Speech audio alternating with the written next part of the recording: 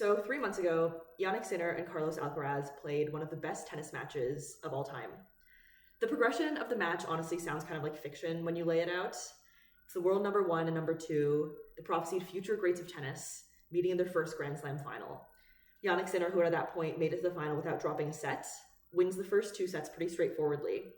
And then from there, Alcaraz then pulls off one of the most impressive comebacks probably in all of sports history, winning 3 consecutive sets to complete the reverse sweep after saving 3 consecutive match points in the 4th set after having played for 3 hours and 45 minutes. 2 hours after that, he blasts a final forehand passing shot winner down the line to clinch the championship after 5.5 hours of play, the longest Roland Garros final in history. There are no superlatives here that I could say that haven't already been articulated more evocatively elsewhere, so I'm just going to pull some quotes. Alcaraz's ridiculous victory sets tone for the next decade of rivalry at the top of tennis. One of the greatest stretches of play in Grand Slam history. The Alcaraz era is tennis reborn. They played the match of the decade and maybe the century at Roland Garros. The Spaniard reached God mode. Alcaraz fights back to beat Sinner in an all-time classic French Open men's final. One of the greatest finals ever played in any sport. And on and on and on. Dozens of headlines, dozens of articles, all echoing the same sentiment. But this video isn't really about the tennis. What I feel when I watch this match, when I watch Alcaraz hit impossible shot after impossible shot against impossible odds, is what I imagine it felt like to watch magic tricks as a child. Let me explain. Part 1, grayed out options. To borrow a metaphor from Ozzy Brennan's Substack, imagine your life is a choose-your-own-adventure game. Your mental model of the world is the interface through which you process it. At any given moment in your life, there are literally millions of things you could do. You could visit any webpage on the internet, you could slap yourself in the face, you could go for a run, you could go to the gym, you could shave your head, you could eat a light bulb, you could jump off a balcony. Your mind grays out most of these options. It's an evolutionary necessity. It would be actually impossible to live your life if you were aware of every decision available to you at every given moment of every day. But while your model may be high fidelity, it'll always necessarily be too small to capture the reality of what the world really contains, which is essentially near infinite possibility. A side effect of this is that over time, your world concretizes around you. When living your life becomes encoded in your muscle memory, the space for bewilderment, for disruption, for genuine magic shrinks. The grayed out options in our brains no longer register as options at all. You're never gonna actually book a plane ticket for this weekend and fly halfway across the world. You're never actually gonna shave your head or learn how to do parkour or go to a sex party or climb a tree in your backyard. There's so many other things you need to do. What would be the point? Part 2, disenchantment. So this is a quote that one of my professors at McGill wrote in an article about legal imagination. He's talking about Max Weber. Nearly a century ago, Weber pointed to a fundamental aspect of our age when he said, "The fate of our times is characterized by rationalization and intellectualization, and above all, by the disenchantment of the world." So the reason why magic tricks work well on children is because children haven't yet learned that some things are impossible. They have almost no grayed out options in their brains yet. The older you get, the more life you live and the more disappointments you face, the neater your world eventually becomes. You develop these heuristics for dealing with life. Don't live with men, go to bed early, pay your rent on the first every month, dress like an adult, meal prep on Sundays, and on and on and on. Over time, this model of the world that exists in your head becomes a suitable replacement for the actual world, and you start to exist in that model on autopilot. When an adult sees a magic trick, or at least when I see one, I'm mainly impressed because I know that the magician has acquired enough skill to somehow trick me, to make me for a second believe that my model's incorrect when I know that it is. When a child sees a magic trick, they're enchanted because the world, which has not yet been carved up into these neat boxes of reasonableness and rationality, has just expanded beyond what they previously thought was possible. I think there's a lot that's lost in how systematized our lives have become, in how much we've been taught to rely on not just our heuristics we've developed over our years of living, but on the routines that are imposed and established by the systems we exist within.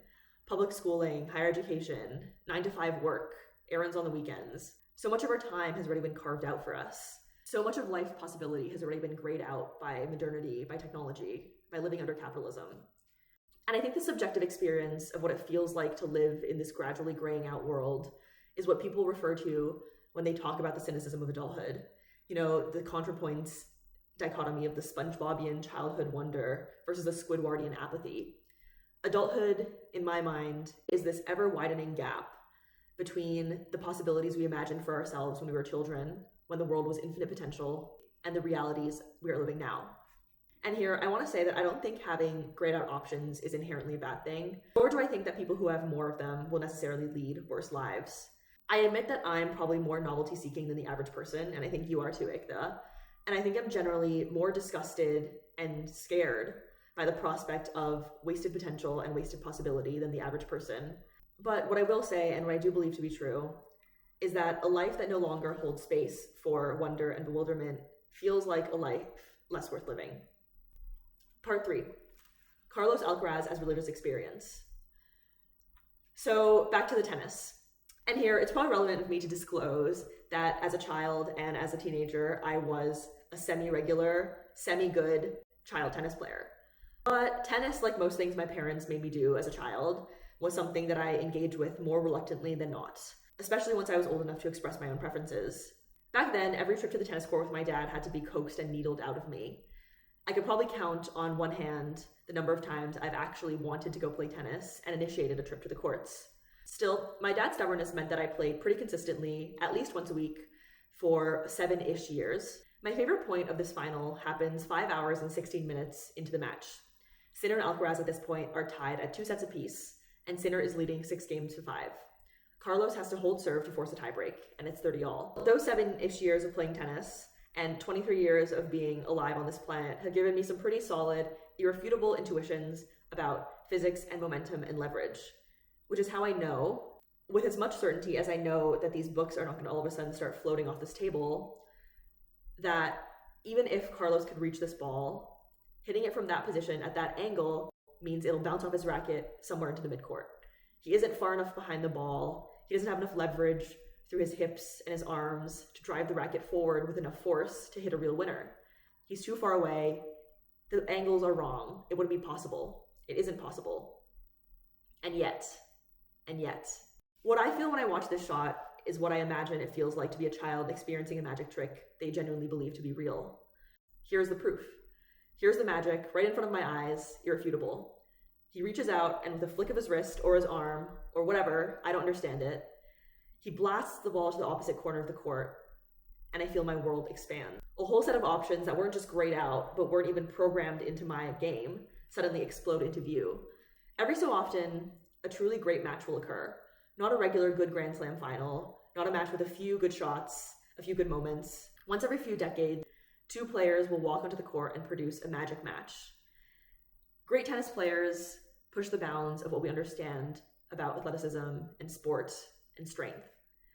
But the best tennis players, the ones that come around maybe once a generation if we're lucky, reframe what we understand to be true about the limits of physical laws themselves. Roger Federer was one, and Carlos Alcaraz is another. When these players produce their best tennis, journalists and commentators and writers leave the realm of sports and can only describe what they've just witnessed in terms of religion and of magic. The opening line of Changeover, this new book that just came out about Jannik Sinner and Carlos Alcaraz, is, in the beginning, there was Roger Federer. David Foster Wallace's famous essay about Roger Federer is called Roger Federer as Religious Experience. And in this collection of David Foster Wallace essays on tennis, it's retitled to Federer, Both Flesh and Not. This is how David Foster Wallace describes Federer's tennis. It was impossible. It was like something out of the Matrix. Roger Federer is one of those rare preternatural athletes who appear to be exempt, at least in part, from certain physical laws, a type that one could call genius or mutant or avatar. After the French Open final, the New York Times tennis podcast commentators could only describe Alcaraz's performance like this. It's like he's one of the X-Men. Like, it is absolutely ridiculous. It's like he can bend the space-time continuum. What these writers and commentators are alluding to, watching someone walk up to the edge of reality and then step over the threshold, is what pre-scientific cultures would probably have called miracles. You know, Jesus healing the blind, Mary Magdalene in the empty tomb. But the thing is, Alcaraz and Federer aren't gods. They're men. Wonder, and specifically, I think, wonder rooted in the actions of other people, is the source of radical imagination. Again, from my professor. If Weber's diagnostic calls for a human response, it cannot be one of overcoming disenchantment by imaginative re-enchantment. It belongs integrally to enchantment to exceed any and all human capacities. Enchantment can't be rationally willed into being. You have to come face to face with something transcendent, something that doesn't fit into your model, and thereby shatters the clean lines delineating your point of view from the world, which is always filled with more potential and possibility than we have the capacity to perceive at any given moment. In your day-to-day, you live in the game of grayed out options. Coming face to face with enchantment reminds you that the grayed out options are available to you, that they are possible, that you are possible. Part 4, the gift. Here's one last quote from my professor talking about James Boyd White. With imagination understood centrally as a recognition or appreciation of what it is to be human, to share a world, White tends to invite understandings of imagination as what we might call a participatory faculty, tied to accepting the gift of the world and all that comes with it. So in the last 2 weeks, I've probably gone back and watched parts of that French Open final every night, or almost every night, so much that I have a routine now. First, I go to the 4th set when Alcaraz is love 40 down, facing 3 championship points. I see the scoreboard and hear the roar of the crowd as he prepares to serve. And no matter how many times I watch this, part of me always thinks, there's no way he saves these. There's no way he comes back from this. But each time, of course, he does. And because this usually happens at 2 a.m. and I have to go to bed, I skip to the final tiebreak. I watch Alcaraz play a string of 12 points so good that the tennis commentators can only retreat back into their pronouncements of divinity and magic and superpowers. And each time, I feel 2 things. First, that same sense of wonder and bewilderment that I did the first time I watched this match. And second, I think, I really want to play tennis again.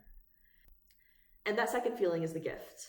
Because once every so often, seeing something wondrous and bewildering rubs off on you, and it fuels you. Watching this match made me want to pick up my racket again. It made me want to write this video. It made me want to read these books. It makes me want to work towards dreams that I previously thought were impossible. Watching Alcaraz play tells me that the limits of what I believed humans were capable of were wrong. The corollary of that is that watching Alcaraz play tells me that the limits of what I believe I am capable of are wrong. The world's infinite potential, and as a part of it, so am I. And so are you. So I watch Alcaraz blast that final winner down the line after 5.5 hours of grueling, bone-grinding play from 2 sets down, 2 hours after having saved those 3 match points. I watch him collapse to the ground in elation and exhaustion and wonder, and a little bit of disbelief.